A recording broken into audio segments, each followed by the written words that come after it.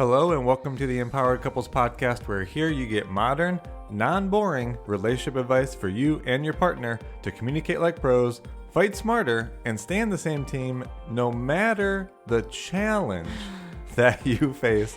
I am one of your hosts, Aaron Freeman. And I'm Jocelyn Freeman, but you all just know us as the Freemans. Now I laugh because of what we're talking about today, which is the steps to work through a hard season in your marriage. Yes, we are all going to have a hard season, whether that season feels like a couple weeks, couple months. For some, it can feel like, wow, it has been a hard year or a couple of years. So we really want you to walk away from this episode feeling like you can work through it and come out stronger on the other side.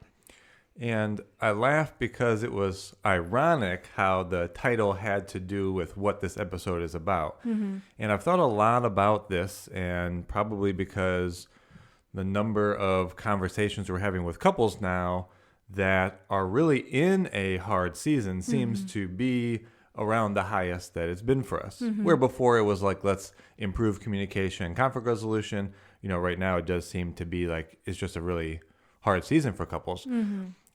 Now, I want to segue into this because this isn't what this episode is going to be about. But when I really think about as an individual partner, right? Because you listening, that's really what we're talking to, is your personal experience being in a marriage.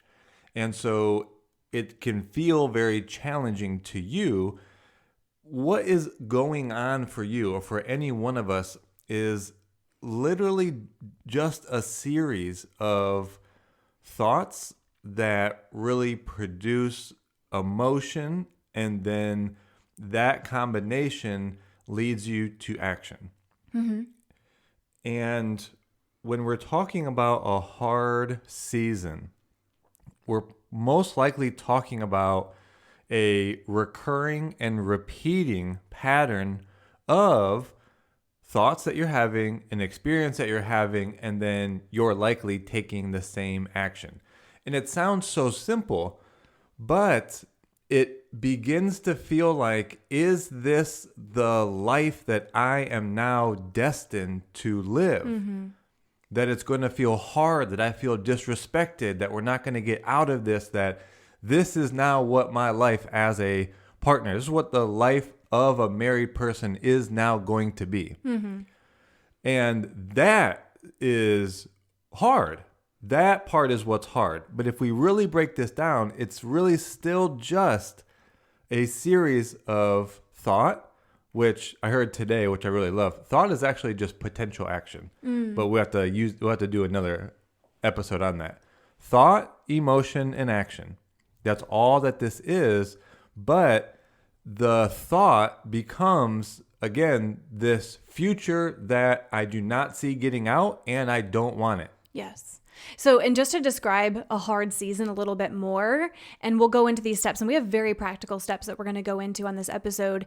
It could feel like a recurring pattern to what you brought up every day, as in you wake up and you're like, oh my gosh, this is like the same conversation we had yesterday. We're talking in circles, like here you go again, or here we go again. The same, conversation that turns into a conflict. You aren't getting each other. You're maybe having a perfectly fine time at like a park or running errands, and then it's like, oh my God, this thing again.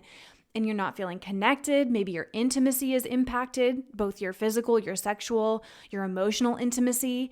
And so you're like doing life, right? You have to manage life, whether that is your jobs, the home, if you have children. So it's like, you've got to manage life, but yet your experience as a partnership is just, it's like trying to run through mud. And you're like, oh my gosh, this is hard. And I want to segue into, because we have 7 steps here today. And what that ends up feeling like is, why would I want to continue this? Mm-hmm. The answer is, you don't.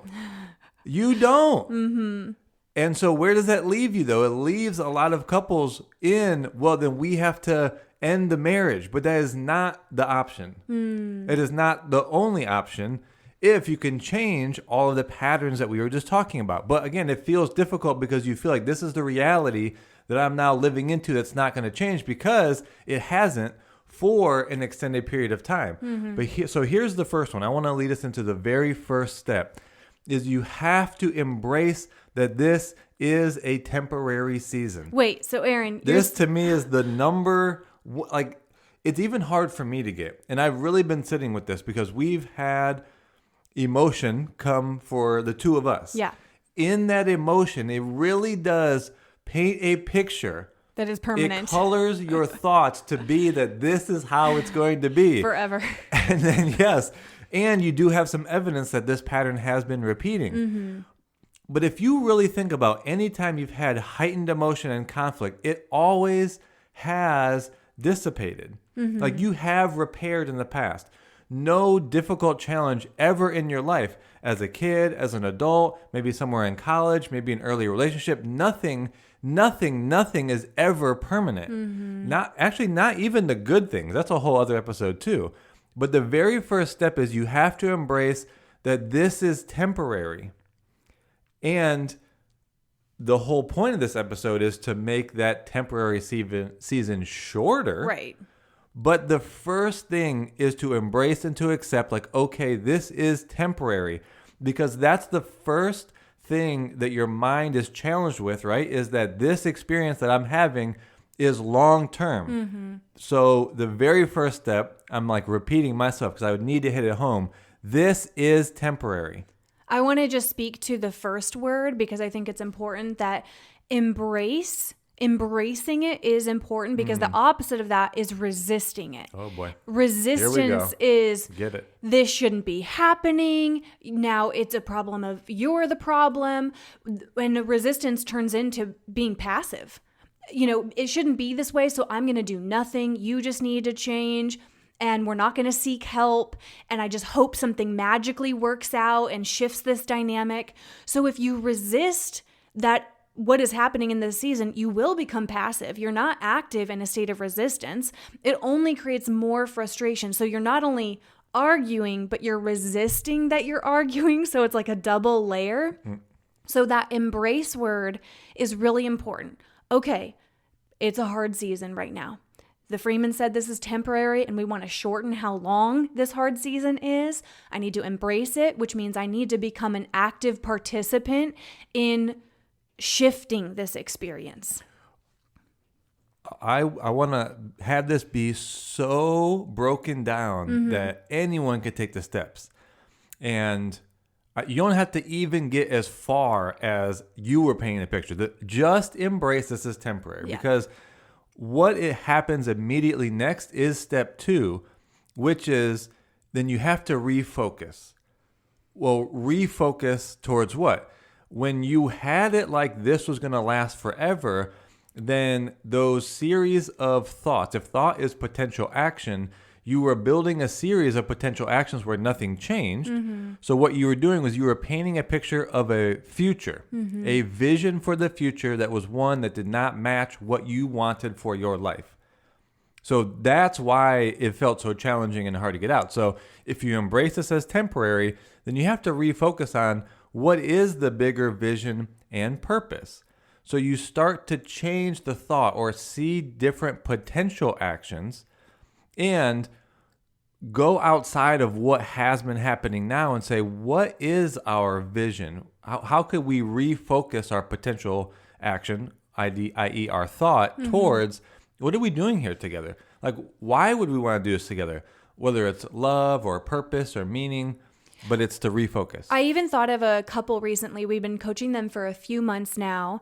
They have overcome some major hurdles that they were in kind of like, we're making it or we're breaking it. And they have overcome some massive hurdles and felt night and day difference. Yet there were still some frustrating patterns that they were working through. And I got an email update because we stay in communication in between sessions a lot.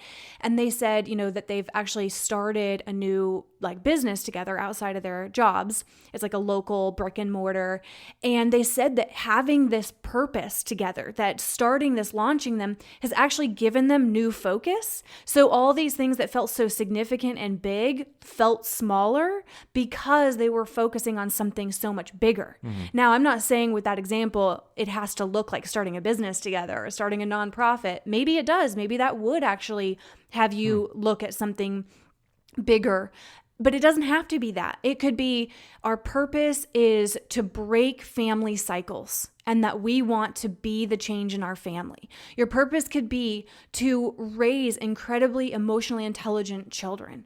Your purpose could be, do you have more examples since you wrote this one too? This was your bullet point on the... The only problem with vision is for those that have been stuck, you don't see that you can think that far. So what we want to say is you break it down into the smallest possible chunk that you can. So if you can't see yourself getting to raising, how is it you said? Not conscious children. Oh, just like empowered, emotionally intelligent. Emotionally intelligent children. Then just say tomorrow, we will be an example to our kids tomorrow of being emotionally intelligent.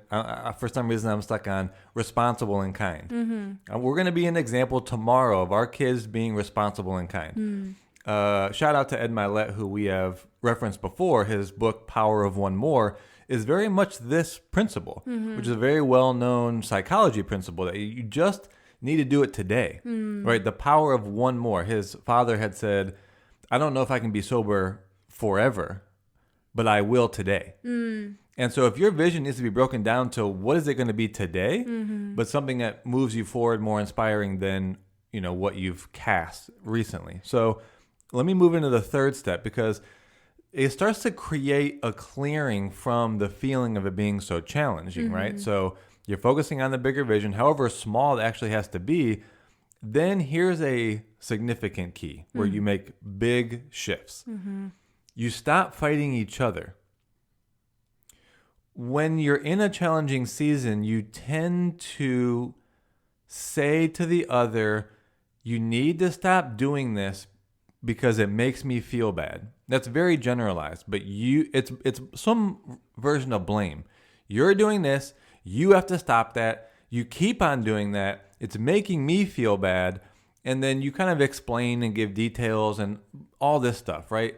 That doesn't matter. You have to stop fighting each other. Can I jump in on this one? Because I know some of them are saying, wait, but Freeman's part of the problem is that we are fighting. So sure, in a hard season, you might be having arguments. And that's, another point that we'll get to. What Aaron's talking about is stop making each other the enemy.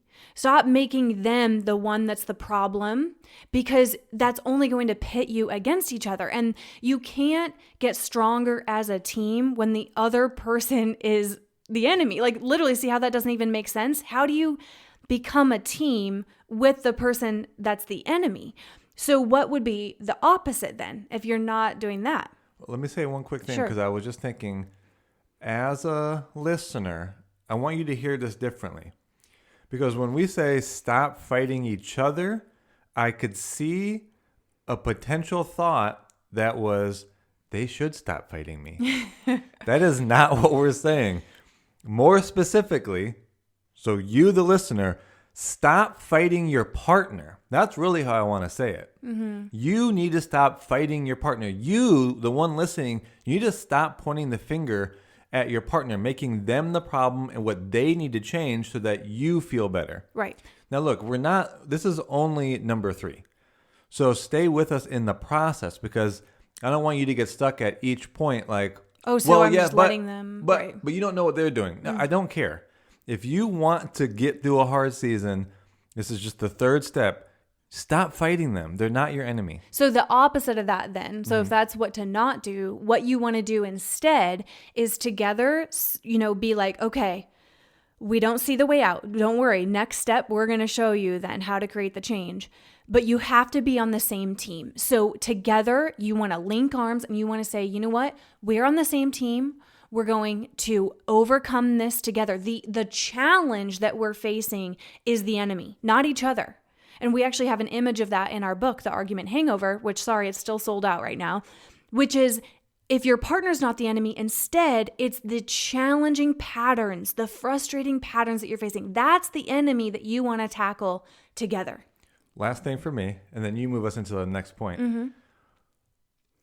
I'm really trying to break this down into the smallest possible moves forward. if you are honestly in a place where you can't see being on the same team with your partner, and I do get that, then it's just stop making them the enemy. If you just do that, we're not even asking you to say that they're on my team. Just say they're not the enemy. You probably don't think that they are. They're just not your enemy. That's a good point. Yep. Because the next step starts to build into how you see them as a teammate. Right. And as we go into the next two, which I don't want to spoil them completely because I want to break them down one by one, it's about recognizing that there are changes to make, that you both need to make. And this is actually the perfect time for us to say that you just have to be in the 30-day couples challenge that we are doing, that is starting very soon, probably within days of listening to this episode. So you want to go to mycoupleschallenge.com. We literally created this challenge to simplify how to make positive changes in your relationship. Because whether you're in a really hard season, like we're talking about, where you can't see your way out, you're like, why is it like this? Or you just know you need to strengthen your partnership, literally, this challenge will help simplify it. We're going to give you daily prompts to either create more love deposits or to have a conversation starter to actually feel like you are getting to be more of a team and deepen your connection. Meaningful, exactly. Or a communication tip, which is going to include things to do more of in communication and do less of. Oh. So literally just go sign up. It's a must. It's going to be completely realistic no matter how busy you are, but it's going to have you feel like you're making progress, that you can see your way to being more connected, stronger than ever, that you can work through anything. So again, go to mycoupleschallenge.com. It's starting really any day, depending on when you're listening to this episode. So you don't want to miss it. So with that, Aaron. I'll just lead us then, because you already started to give us the path forward. So step number 4 is to objectively, that's a key word. We won't spend a lot of time on it, but objectively identify what you need to do less of. And for me, it's actually key. Let me just give the next step too. The next step would be to objectively identify what you need more of. But we put less of first, primarily because of the principle of deposits, right? Your love account is very low. And you increase that by making deposits. However, you actually sort of increase it by making less withdrawals. Right. And in this season, it's more important that you stop doing the things that are these big withdrawals. So it also helps you feel more as a team. If you're going to be responsible for what you're going to stop doing or do less of, that's impacting your partner, you also create reciprocity. You start to get on the same team. You got the individual responsibility. So what are you going to do less of?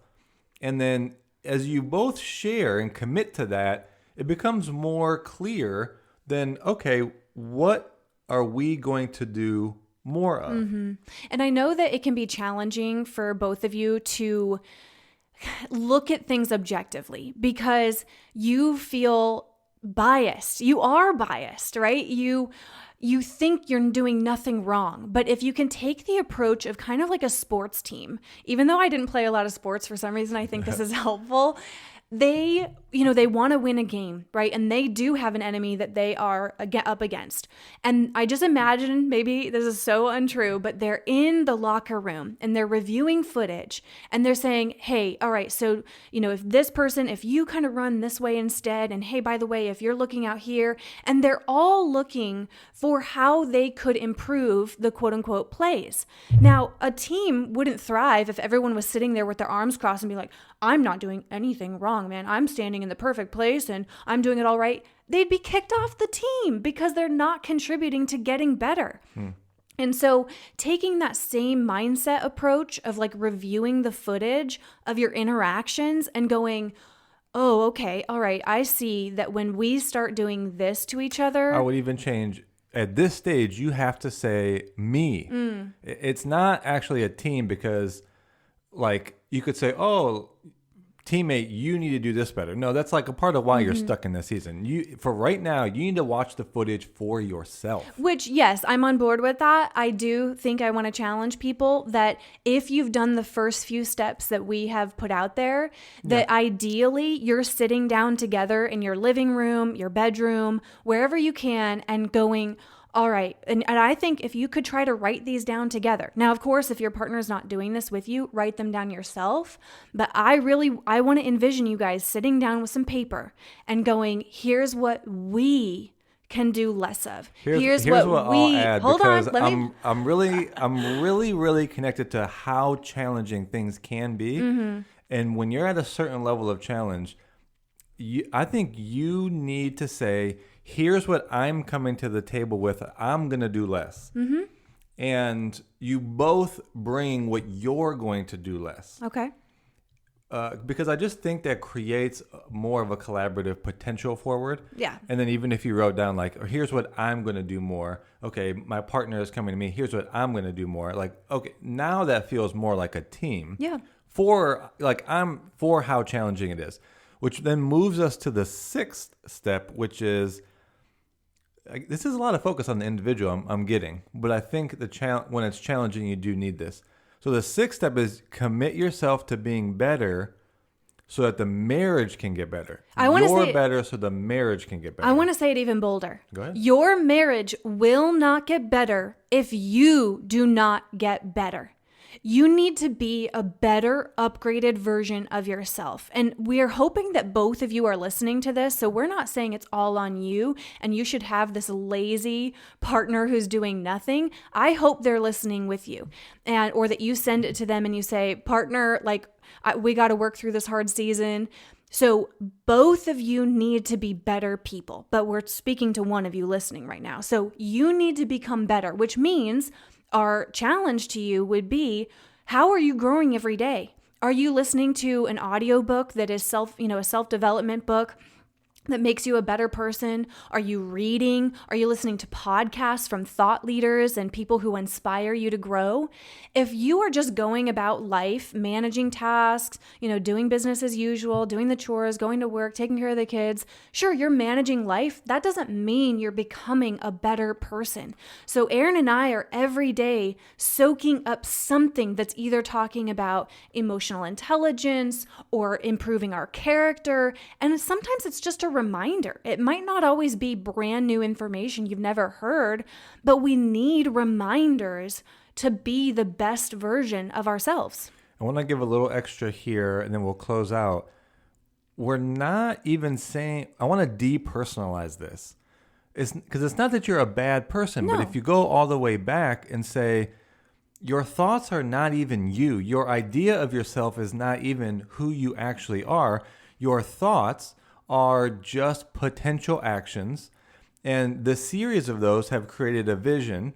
All that has given you a certain experience, but that's not even we're not even saying that that's you as a person. You can adjust these things. So depersonalizing it, we're saying commit yourself to being a better person. It's you have to look at these thoughts, the emotions that keep you trapped in a very rigid, very limited way of being, but mostly of action, and being willing to say, how do I upgrade that for myself, for the best, highest, ideal version of who I could be? Which then leads us to step 7, I would say, and it's at this point you could say, well, do we know that we need to get outside support that's going to be unbiased and straightforward? So let's say that you follow our steps, right? Which you probably haven't done some of these. I would doubt that very many of you have actually sat down and identified, what do we need to do less of and what do we need to do more of? So let's say you do all of them though, and maybe you make progress for a week, maybe a couple weeks, and then you're back to the same old, and it's this vicious cycle over and over again. That's an indicator that you have some blind spots. Just like a car, you just can't see it, it's out of your view. And when you're in a situation, it's hard to be as objective with yourself. So you need to be able to acknowledge, when do we need an outside perspective? Because it seems like we can't see all of it. So that can be Counseling, obviously, we're really biased to coaching because coaching is very much like we're going to interrupt. Should we say unbiased? Because I said unbiased. We're unbiased, but coaching is we're unbiased but biased. But, someone who's going to be honest, who's not going to just sit there and let you argue, but is actually going to go, hold up. Do you see what you're doing here? And be able to give you coaching and tools and feedback. So somebody who's going to help you see the way, the path to work through the challenges, to work through the blind spots. So that's basically to say you need to know when you need to get an outside perspective. Now, again, the challenge, the 30-day challenge that we are hosting is a great next step. It's very approachable. It's very realistic. So whether you're seeing a counselor, a coach, or not, just get in the challenge. Trust us. You're going to get daily prompts to really simplify how to make positive shifts in your communication, making love deposits, things to do less of, just like we talked about, but mostly things to just do more of so that you really do feel like you're making progress in the relationship. And again, this applies to couples if you are in a hard season or if you just know you need to strengthen and quote unquote prioritize us. So go to mycoupleschallenge.com. Which is the name of the challenge. Exactly. It's called prioritizing us, which is like us, like to be a team again. So go to mycoupleschallenge.com, but we are just rooting for you. We truly believe in you and your potential and your ability to work through these hard seasons together. So don't hesitate to reach out to us. Check out the challenge, sign up for that, and let us know how we can support you. Don't hesitate to reach out. So with that, we love you all, and we will talk to you on the next episode.